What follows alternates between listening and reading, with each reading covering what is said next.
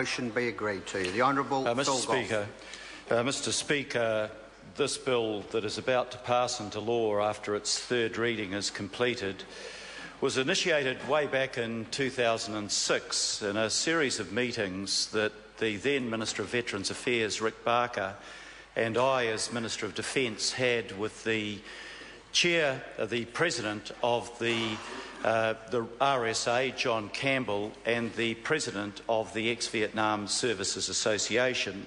What we were trying to do at that stage was to address the justified grievances of the Vietnam veterans, and one way of addressing the grievances was actually to reform and update the War Pensions Act of 1954.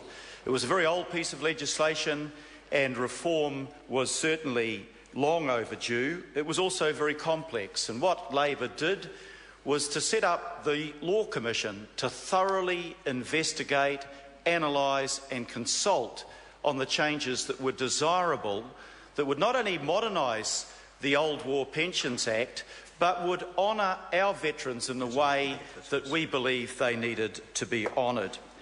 I'd always assumed that this would be a non-partisan approach, that we would find consensus on what needed to be done, and we would honour our veterans in that way. When the members of Parliament that left this chamber to fight, and some of them to die in the Second World War, party differences were put aside. So I thought this is something that in the context of the Select Committee we could examine thoroughly and reach consensus on. We almost did, in the sense that most of this bill is supported by all of the parties of this House.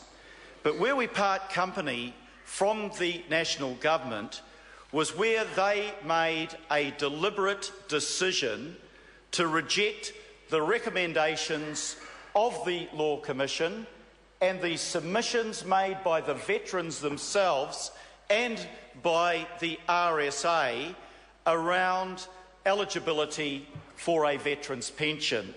Because on that Select Committee, I could find absolutely no justification, sir, why the war veterans' pension should be restricted only to those who suffered a 52% disability. There was no justification for that threshold. It was utterly arbitrary, and we worked in the Select Committee to get it removed. The National Party refused to do so and brought the bill back into the House, excluding most of the veterans.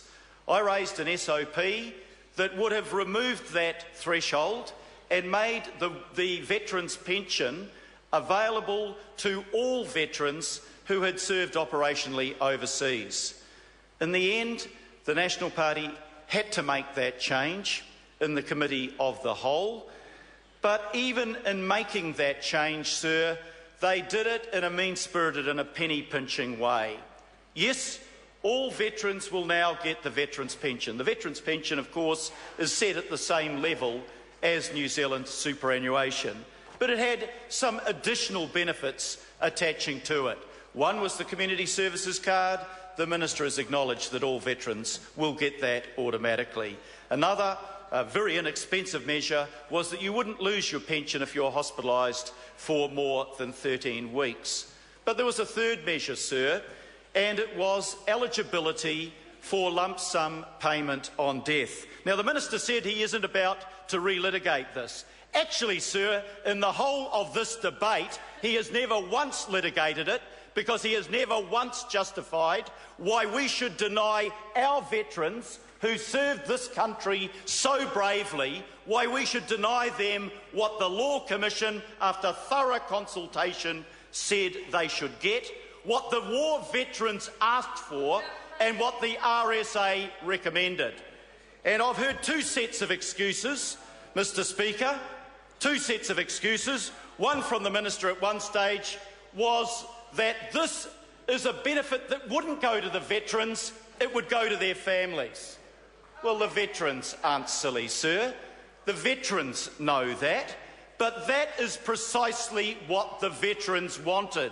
They wanted their families freed from the worry and the cost of their funeral expenses. It wasn't a lot to ask for. We could have done it.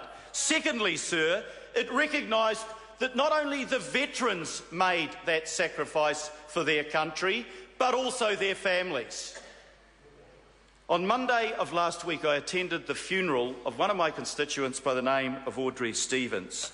She was 99 years and 6 months old, and her husband Ivan, whose funeral I'd also attended some years earlier, was a World War II veteran.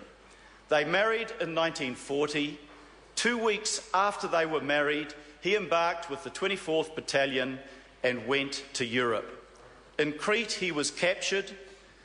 It was months before she knew that he had not been killed. He was missing in action, presumed dead.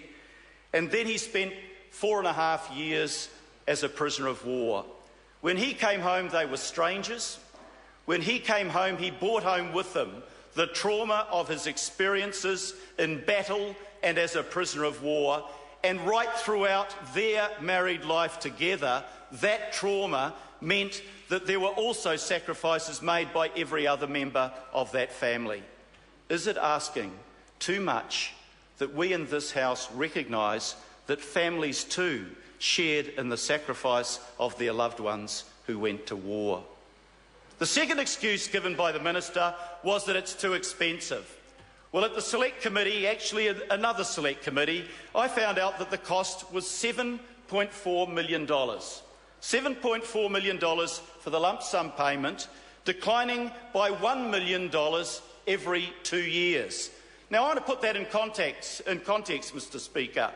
Every year under the national government to date, the money paid out to our veterans has declined on average by $7 to $8 million. Not one lot of $7 to $8 million, but cumulatively another $7 or $8 million out of the budget every year.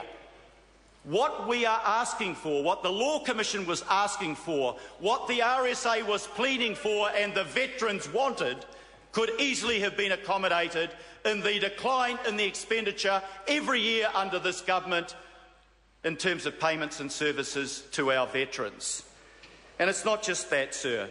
In the regulatory impact statement, we find out that 28% of our veterans alive today will have passed on within 5 years. Within 5 years. So imagine the cynicism of our veterans when the national government replied to the recommendation that said they should get this benefit, not at this time, the government said. And you know what the veterans said to me? They'll give it to us when we're all bloody dead. That was the cynicism of the veterans, and it's understandable. Sir, we can afford that money. A government that can spend $30 million on a foreign multinational Rio Tinto and subsidising its operation can afford $7.4 million for those who put their lives at risk for their country.